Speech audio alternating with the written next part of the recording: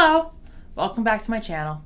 Today, I'm going to be telling you why this tube amp has probably been my most important purchase of my guitar playing career. Now time for a little bit of backstory.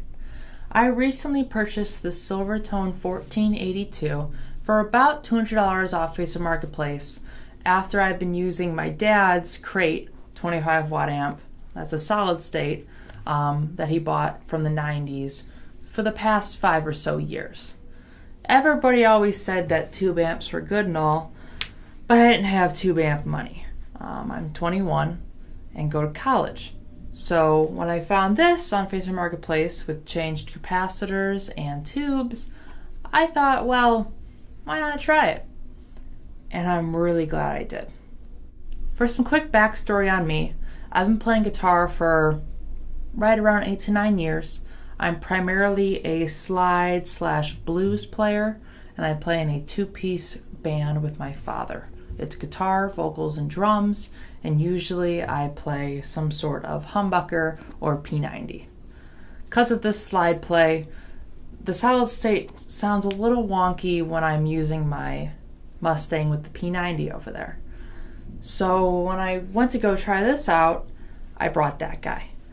Usually I have a problem with my P90 sounding a little too trebly.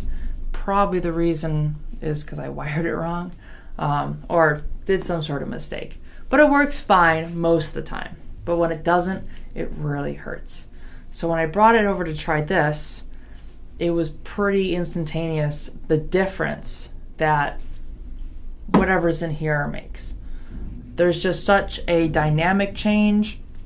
And me personally, I think the tone is a lot more rounded off, which I prefer. I right now have the tone at 5.5 and the volume at 3. I want to talk about the volume real quick. So the Crate, which is in the closet right there, which you'll be seeing shortly, is a 25 or 20 watt solid state amp. Usually when practicing in the small 10 by 10 room, it's about half. Clean channel with a blues driver and a bass EQ pedal with the lowest frequency all the way up. When I brought this thing in here, it stays at 3 with just the bass driver at noon. I don't even need the bass EQ pedal anymore because there's no reason to add extra low end because this thing packs it. The main issue that I had with tube amps, or my search for one, was how loud I should be getting one, or how many wattage, how much. So when this was supposedly 10 to 15, I was a little skeptical because my goal was to get an amp that could break up and get a sweet spot that wasn't too loud, especially for this room. But I still wanted something that could kind of be feasible in a small live setting, which is what we mostly play. So when I tried it at home, I realized that with a pedal, the blues driver, it's plenty loud. If you're running it just clean through the amp, no pedals, you might have a problem. But that blues driver, like I said, all on noon, really kicks up the volume. And I'll show you in a second what I mean. Now the demo I'm going to be doing today is just me playing the same slide lick with this and the Crate, swapping them out. This will be at a 3 volume and cranked noon for the tone, and I will do the same thing with the Crate, but I'm going to match the volume for the Crate because I want it to be kind of similar. For my pedal situation, I'm just having the blues driver Boss pedal all at noon, tone, volume, and gain. For my guitar, it's a Mustang with a P90, shitty Amazon P90, with the volume at 10 and the tone at 3. I'm using a brass slide that's brass.